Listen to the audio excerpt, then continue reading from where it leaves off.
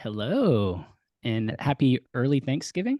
Yeah, happy early Not quite there Thanksgiving. yet. Yeah, tomorrow, for us in the US at least. We just learned from Amanda that Canada has their own version of Thanksgiving that happens in October. So she already had all of the turkey and all of that good stuff, but for us it's tomorrow. Welcome to the show, Amanda. Thank you. Really happy to be here. Well, we have several rituals, Amanda, that we start off with. First is good news stories. We just like to kind of reflect on good things that are happening in our lives in the world. Who wants to kick us off today? I'll Ooh. go. Oh, I'll come oh, in oh, hot. okay. Okay. Go do it. I'll come in hot. I'll come in hot. So my good news is my girlfriend Sarah and I have booked our winter trip, post holiday or like late holiday trip to go skiing in the Pacific Northwest. So I have never skied in the Washington State area, and this will be my first time. So I'm looking forward to that. Lucky you. Amazing. I haven't been skiing in a couple of years, but we might go in 2023, so lucky Nice. you. Amanda, do you want to go next? It sounded like you had something teed up. Yeah, Okay. absolutely. I have a tradition with some of my closest girlfriends that I've had friendships for 25, 30 years. And this weekend is girls' weekend. So we're going to be at a friend's farm, just relaxing, hanging out. It's something that we've prioritized over the years, despite families and jobs and all the busyness of life. And so it's really nice in a post-COVID era to be able to do that and get away and just be with fantastic people. So looking forward to that. Did you say a friend's farm? Yes, it Oh, is. Yeah. So it's like a hobby farm, but it's definitely something that makes you feel like you're away from the hustle and bustle of Toronto and has some nice walks you can do and all that fun stuff. So yeah, really looking forward to it. there you go. So It's got to I'm be gonna. beautiful this time of year. Yeah, it is. Yeah, Yeah. it's really, really nice. So my good news story. So tonight we'll be going to our second Friendsgiving, and then tomorrow, my wife and I are hosting both of our families for Thanksgiving. So this will be the second year in a row that we're hosting everybody. So people are coming into town, and yeah, it's always like a pretty big task, to get everything prepared for Thanksgiving, and it's a little bit stressful, but I'm definitely excited. It's always good to have the whole family together, and Steven actually might make an appearance, so Oh, looking I'm forward gonna special to it. guest. try. I'm Now, gonna do you try. do you have a signature dish that you prepare for Thanksgiving? So we wanted to do non-traditional Thanksgiving this year, and we ended up like doing a hybrid. So we usually do turkey, ham, stuffing, mac and cheese, like all of like the staples. This year we're throwing in a smoked brisket. So my dad's gonna smoke a brisket, and then everything else is going to be pretty traditional. But like the original thinking was maybe we'll have like a pasta dish, like maybe we'll have, I don't know, some crazier sides that you normally wouldn't see at Thanksgiving. But we landed on a somewhat traditional Thanksgiving. You're adjacent. You're Thanksgiving adjacent. Not a Exactly, bad Thanksgiving thing. adjacent. Yeah, Be the new hit of the season that now becomes a new tradition, right? yeah, exactly. Smoked brisket. I could get down with that anytime. So See, now why Steven's why not coming. It's great. Thanksgiving? That's all he needed to I'm He was in. hear. on the fence. Now he's in. You've tipped him. It's amazing. Well, Amanda, we have a lot to dig into and to talk about, but we like starting with getting to know you a little bit. And so I call this the Brene Brown question. So what's your story? Walk us through your journey and what eventually led to you becoming the CHRO at Kroll Digital Services. Yeah, I love this question. So I've had a very nonlinear career. I started my undergrad in psychology. I actually wanted to be a clinician, and I took abnormal psychology, and I realized that maybe that wasn't my calling. Tons of complexity in the human condition. But when I took organizational psychology, it really spoke to me, the psychology of how teams work together, how leaders influence.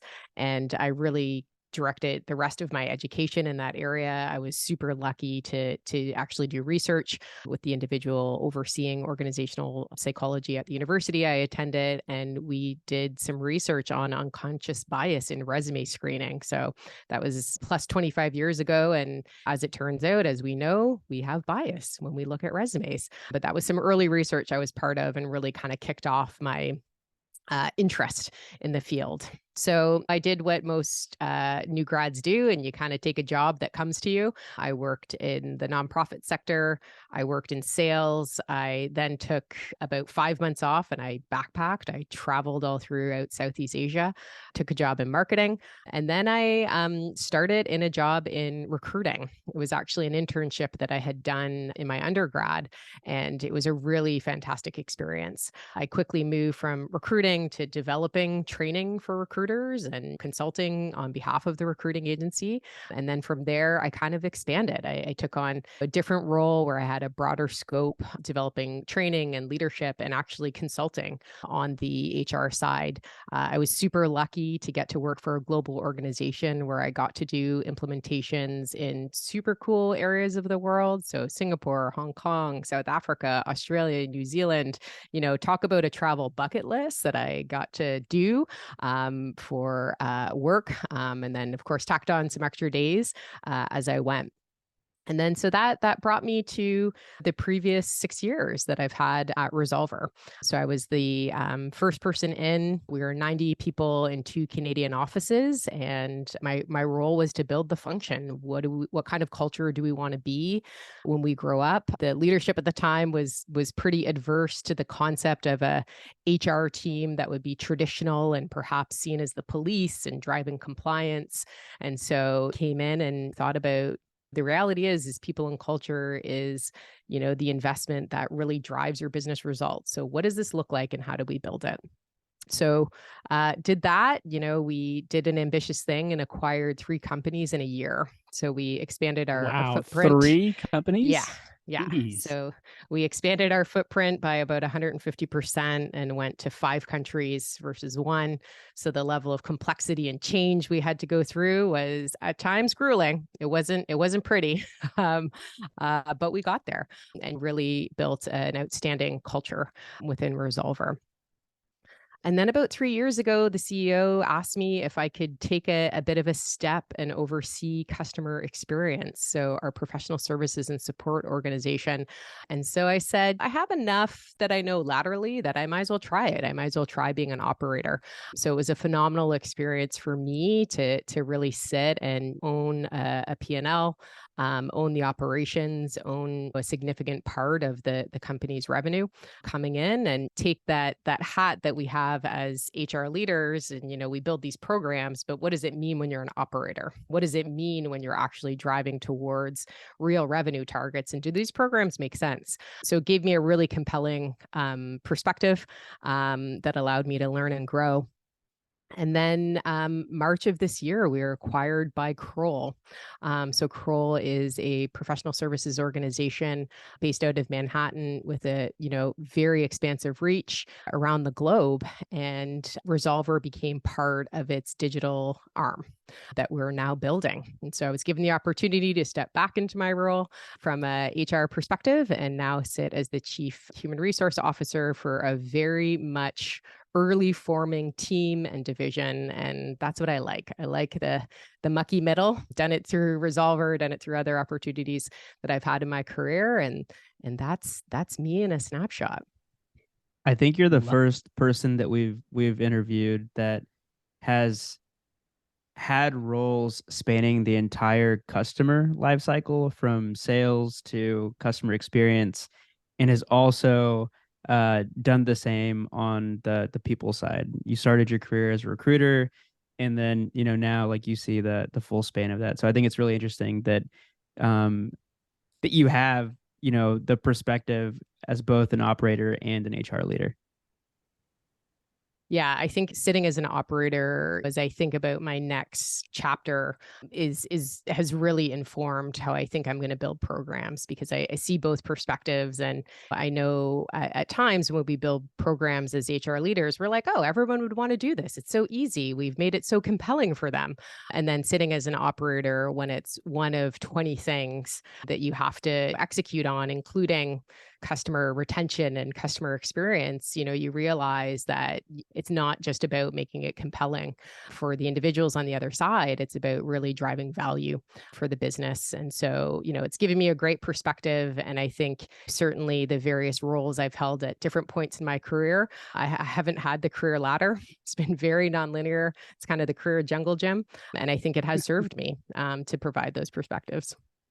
Yeah, of all the executive level positions, I find in all of like the core metrics, I find client success, customer experience, whatever, whatever you call that function, and churn as the most stressful of all. Like, sales, like all of the other metrics, like I'm good.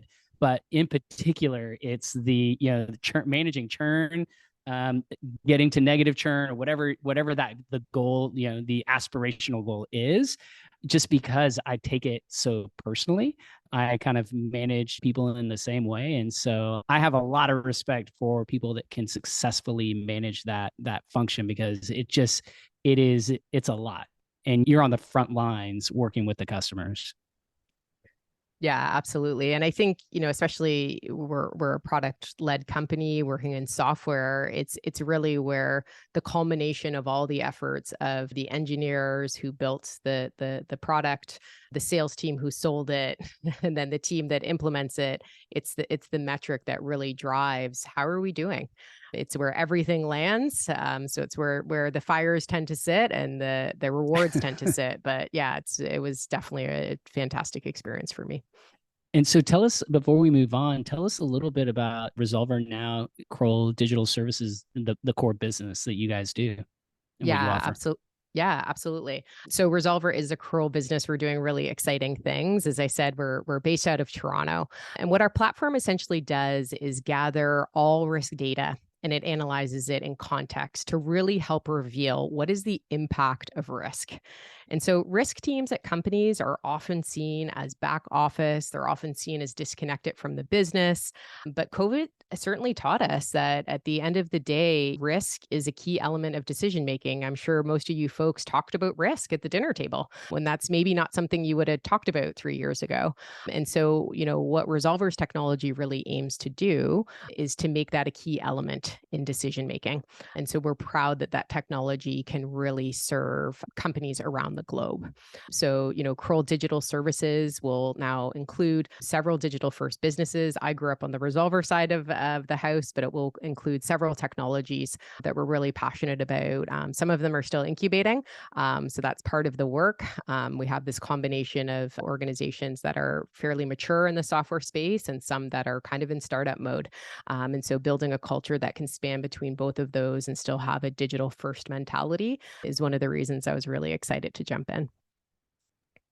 Love it. And we want to talk about, what's to come in the new gig. And I know it's still early days at Kroll, but why should we be jealous that you get to work there? Yeah, I think Kroll has been through a really interesting evolution. As I've learned, they've grown up through a series of acquisitions. They've had incredible growth, specifically over the past 5 or 6 years.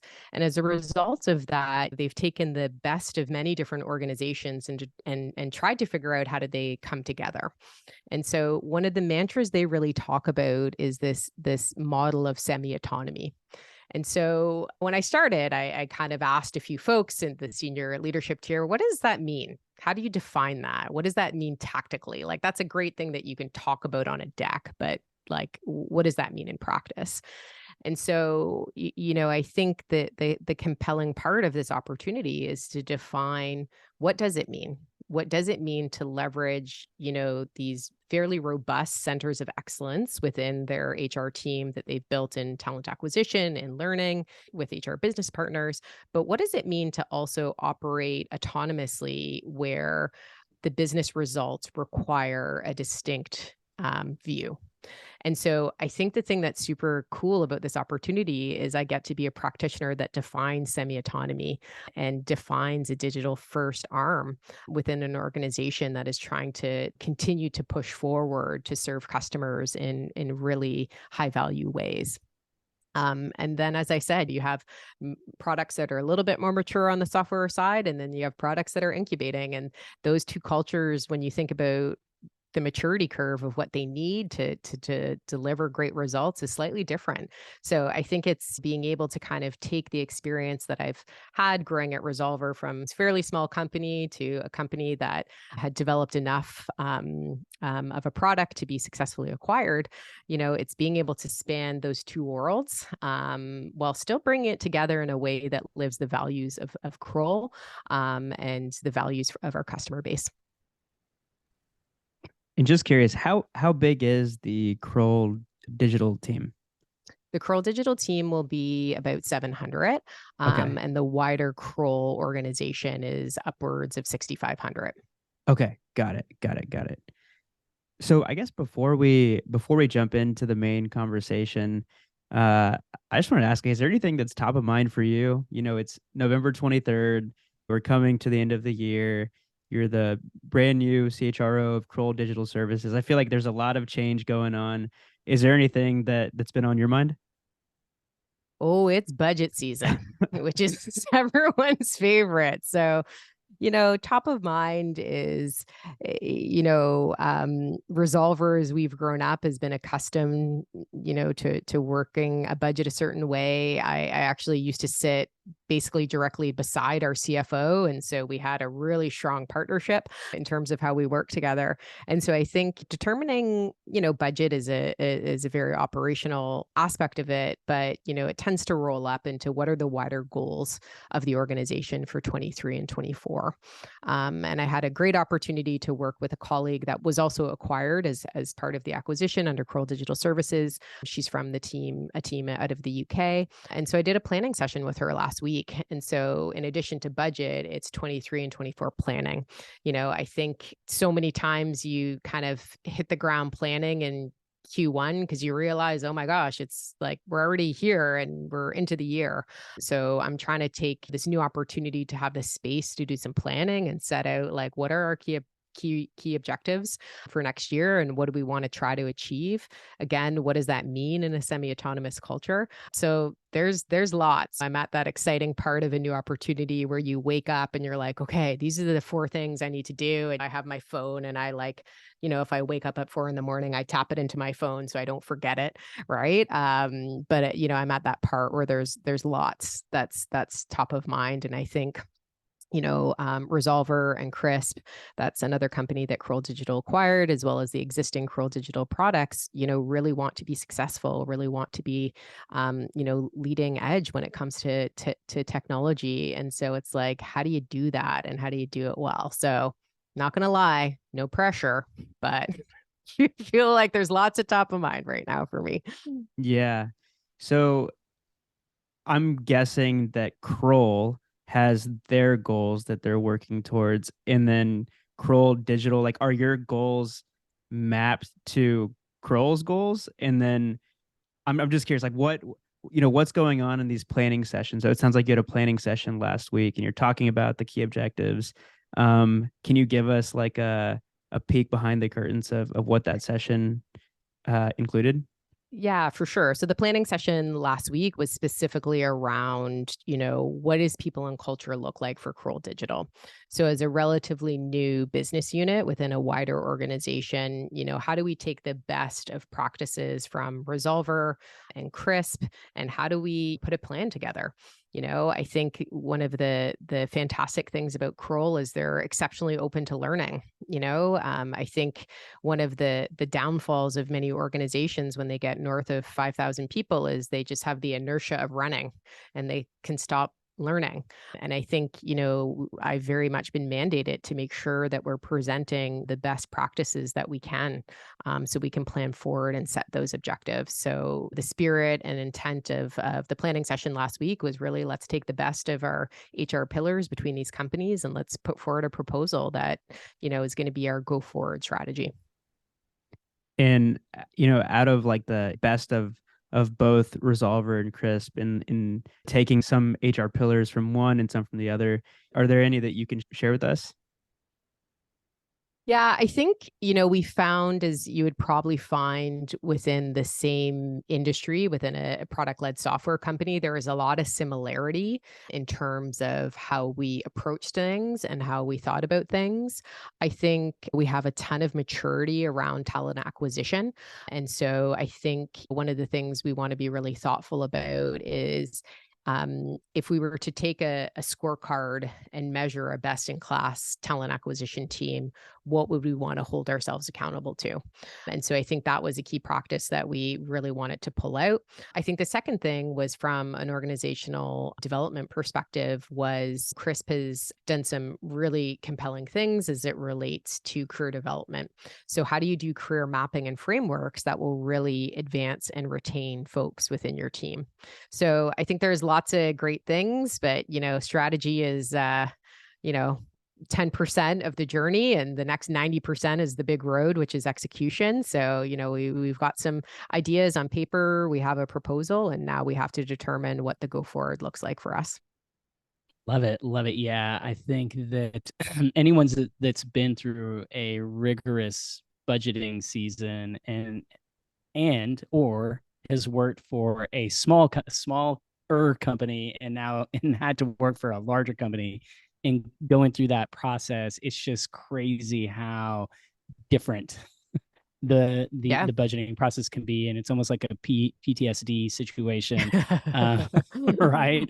Depending on I'm lucky. We were fairly. good. I've been fairly coached for the past 6 years by our CFO, and definitely have a baseline level of numeracy. And so I think, it is a core competency for HR leaders to really understand financial statements, to really understand how to budget well, because at the end of the day, for most companies, especially software companies, I mean, the investment you make in people is probably 70 to 80% of your operating budget. And so you want to make sure those numbers, you're tight on those numbers, so you can really help drive those business results. And so I want to zoom out a little bit. So we kind of started with where you are today, and want to zoom out and go back to some of the things that you mentioned earlier in our conversation. And so you've been on a pretty amazing run. You joined Resolver, you helped scale almost 3x within a year. There were several acquisitions that, in a single acquisition in a year, can be more than enough to chew on. You guys had 3. And so, I'm just curious, what were some of your key lessons learned growing from 90 to 250 employees in less than a year?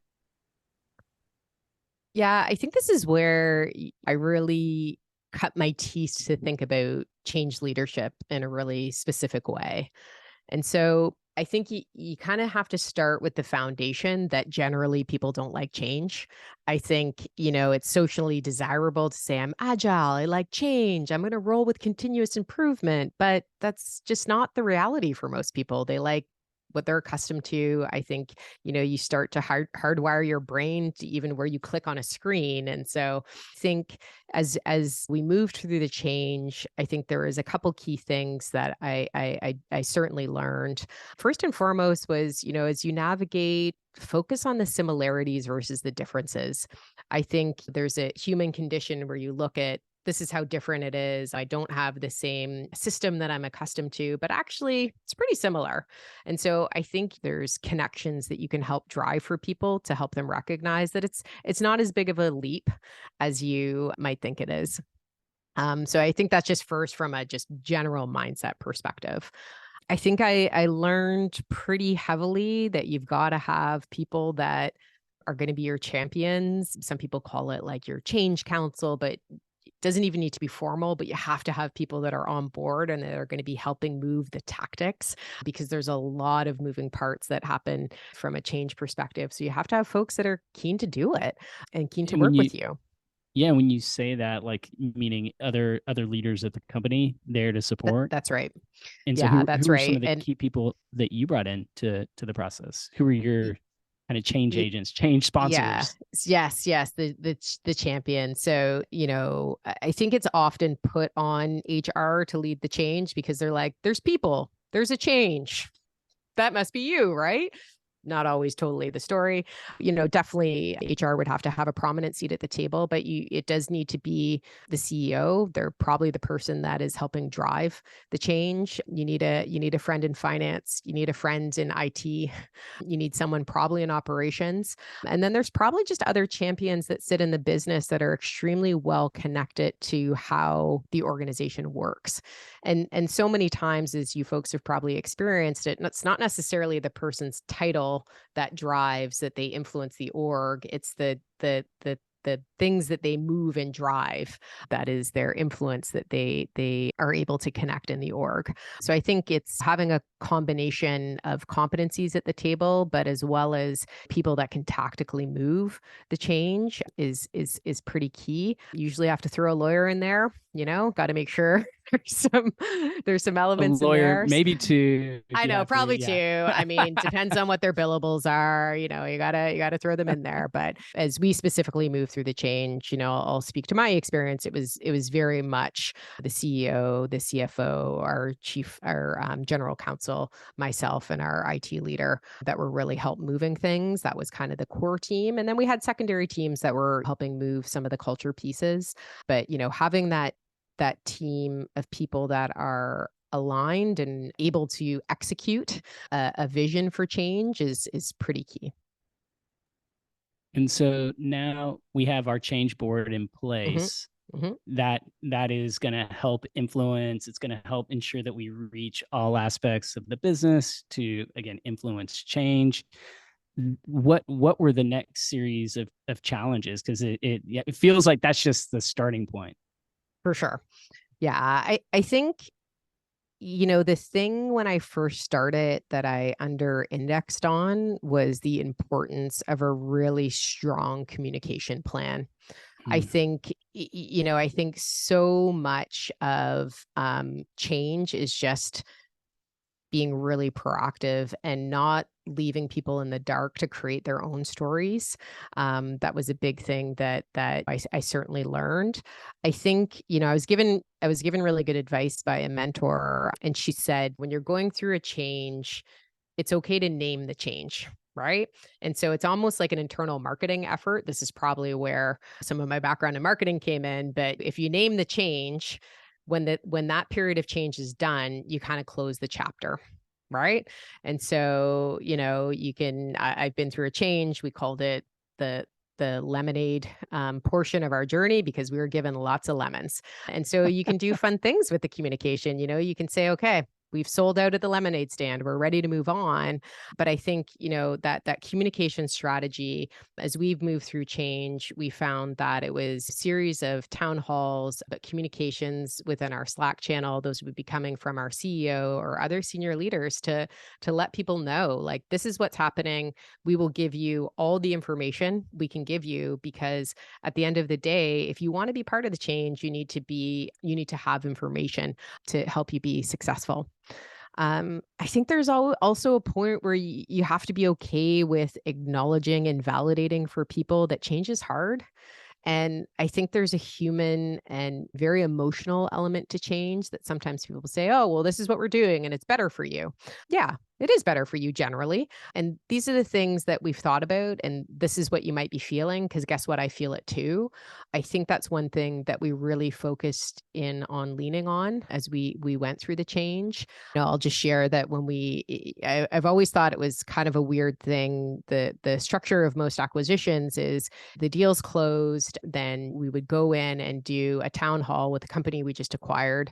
So, picture your John, you're sitting in Charleston, West Virginia, you drive to work, you get your coffee, and your boss says to you, oh, we've got a meeting. There's two people up here from Canada. They want to talk to you.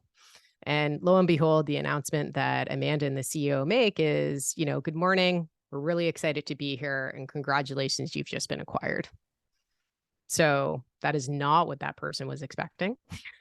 That was not in there for many acquiring companies, unless you're a part of the diligence group, you had no awareness. And so I think it's just, I've really learned to lean on my empathy. Imagine how you would feel. You walk in, you think, oh, I've got a big day. I've got some meetings. I got a to-do list, and you didn't expect that one.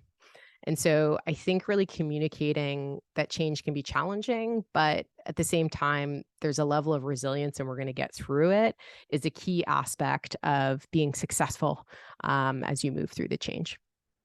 So Yeah, go ahead, Daniel. No. I was looking at my notes from I always jot down some notes in the background and I typed in lemonade portion of the journey. And I love how you were able to name this change that the company was going through or that there was about to go through. How do you know if the communications that you're putting out and the branding of this effort is landing? Like, how do you know that people are on board? Because I could see it going very badly. You have a really well planned and executed communication plan, but it's just not landing. How do you quickly tell whether or not that's the case? Yeah, and I think this is where you have to kind of rely on a network of as I deem them, kind of cultural champions that exist Yeah. within your organization. Like, who those folks are. They're going to be the people that are like, hey, Daniel, you know what? That town hall kind of sucked. It's like, oh, okay. Tell me more. So I think it's really just that, while you may have a plan laid out, there needs to be radical flexibility. You need to be listening.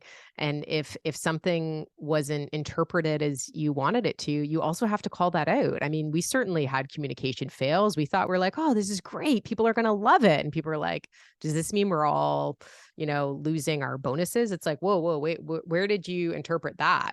And so it's like, okay, let's just address it. And I think part of change and change leadership is having the humility to say like, hey, we maybe didn't say this properly, but this is what we meant. And I think the more humility you can show as you go through change, the more people recognize that as you go through a bumpy road, no one's really going to get it right. And we're all kind of figuring it out. But as long as you're listening and you're open to receiving that feedback, you will eventually get it right together. Yeah.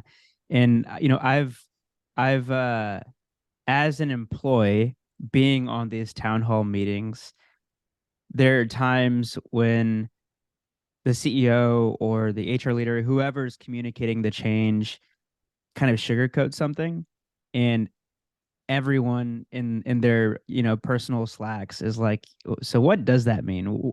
What were they really trying to say?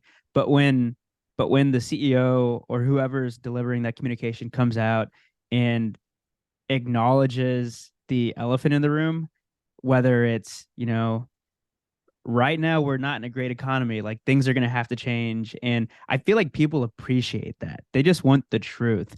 That's Even if the situation isn't great, people would rather hear the situation isn't great than some BS, speech that's being delivered. So I 100% agree with that. And Yeah. that's what I was going to say earlier is you've got to, in my experience, it's important to speak to the uncertainty because there's a lot of in fact, it feels like it's almost all uncertain. Especially if you're on the buy side, sell side, you just been acquired. And I've probably been through the process a half dozen times.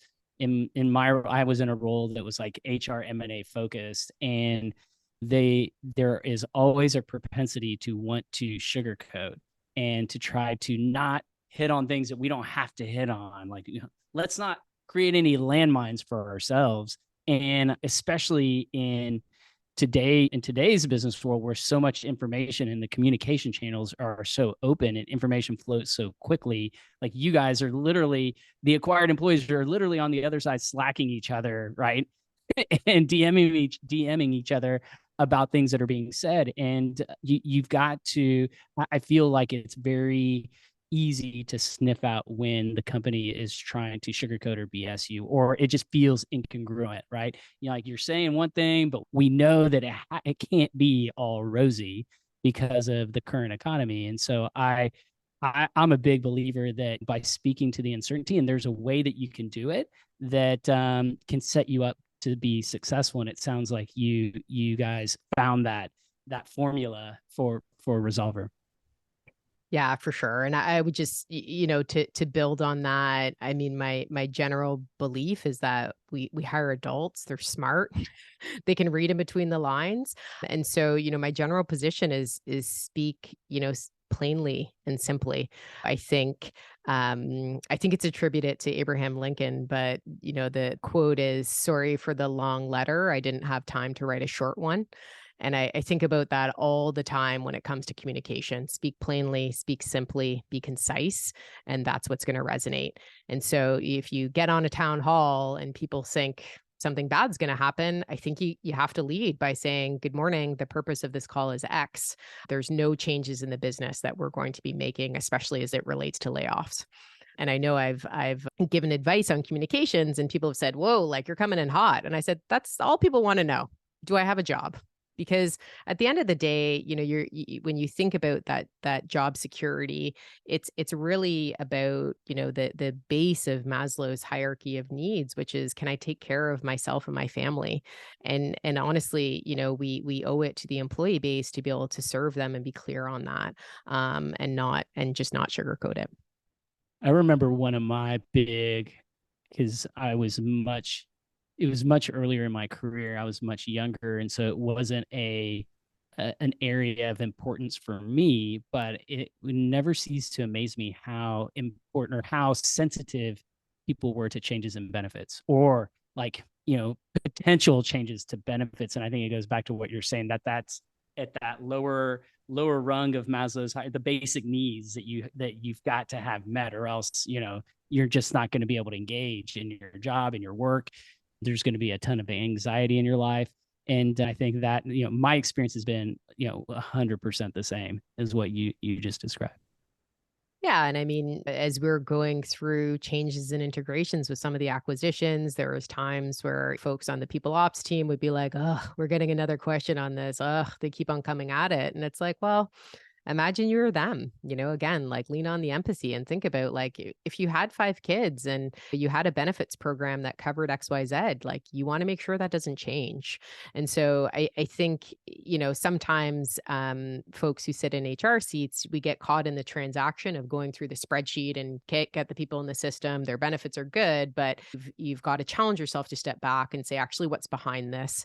And why might people be feeling anxious? And how can I help them with it? It's one of the things that I have always felt, and I certainly took in my role to customer experience, but I've always felt that employees are our internal customers. Of course, it doesn't mean they're always right, but it means that we have a level of service that we need to provide to them. And to your point earlier, customer churn and shows up on the employee side is attrition. It's the same thing.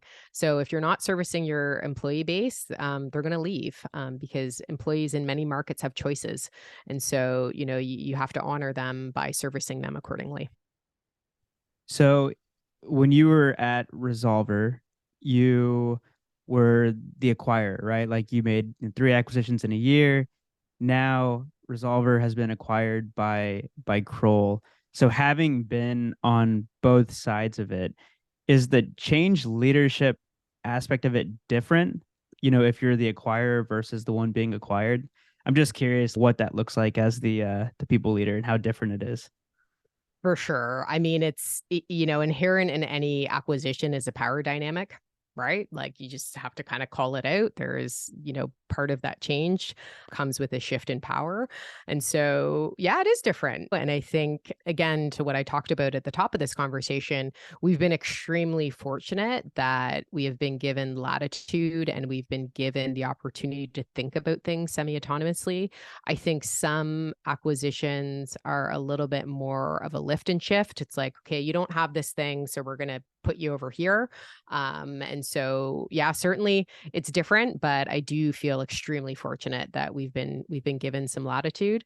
I think also, within Kroll itself, because they have done so many acquisitions, it's a little bit of a formula they have. So it's also, can we disrupt the formula? If we're supposed to be the digital arm of the business, does it need to look different? And for them, in many circumstances, the answer is yes.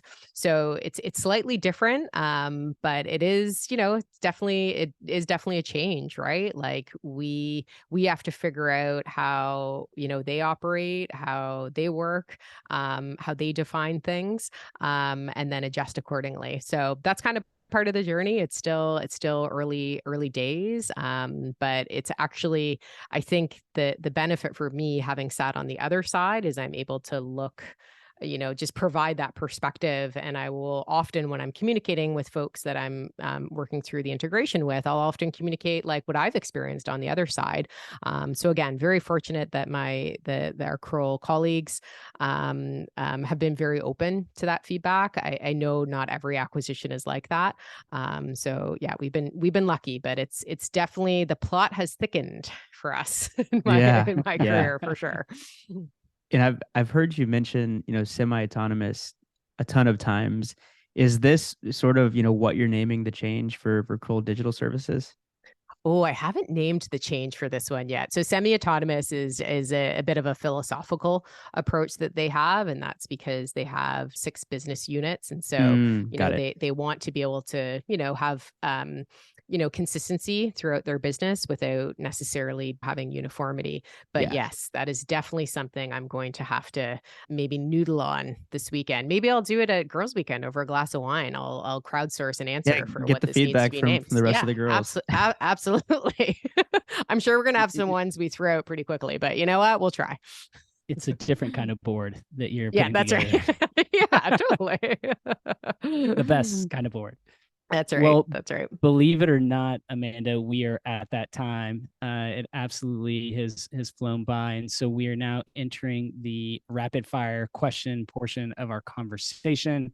And our first question is: how do you define a modern people leader?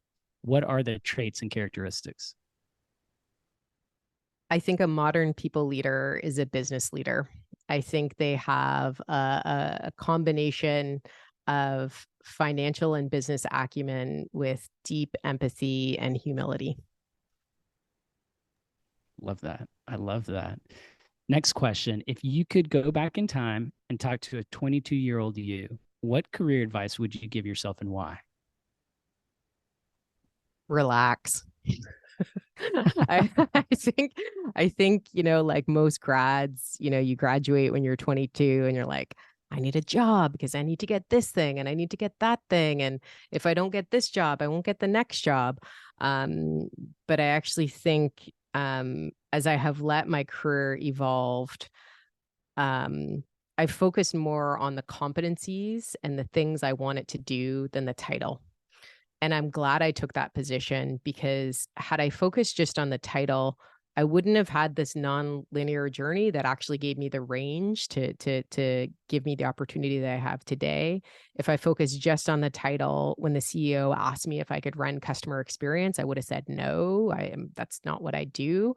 But yet that operational and financial exposure, completely accelerated my career. And so I think for so many of us, the pressure we put on ourselves is undue. And I think sometimes you just have to let, the journey unravel before you, because it's actually a pretty cool path that you can go on if you just, release the reins a little bit. Yeah, I think something that doesn't help is we see all of the success stories in the media of like the 30-year-old CEO or CMO. So, for me, like I'm in my late 20s, and sometimes I have to remind myself, like, relax, you have time. If, you want to start a business, like, you don't have to like do it all right away. And, I'm trying to do that with the modern people leader, but I do have to remind myself, like, there's a lot left in my journey. I have no idea what's going to come. So thanks for that reminder. Yeah. We also, and I would Sorry, I would just build on that, you know, when you talk about the success story on social media, people forget about the thousands of people that didn't succeed and the Yeah. things they learned along the way. I think we still love heroes, right? We still Mm-hmm. love We that do. hero's journey, that hero's story, but I think there's everyday heroes that exist and that are all around us. And I think in my career, as long as you're open to learning and, you know, challenging yourself, you're gonna get you're going to grow.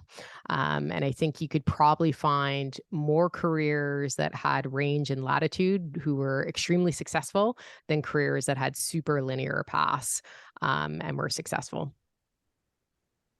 And I was just going to add the other challenge today, um, more than kind of when I was early in my career, is that we live in this world of carefully curated personal brands that may or may not be real. And so you're also seeing every people's LinkedIn's feed, their Insta feeds, you know, whatever, and you always see that what there is what's been carefully curated and is not necessarily the reality. And it's easy to get caught up in comparison, like, oh man, look at their feed, or look at the number of impressions that they're getting for this amazing comment or this new job. Like, why am I not getting that kind of thing? And it's just difficult. And I think, you know, for me, that I wish 22-year-old Steven could have could hear that also. Just relax. It's gonna be okay.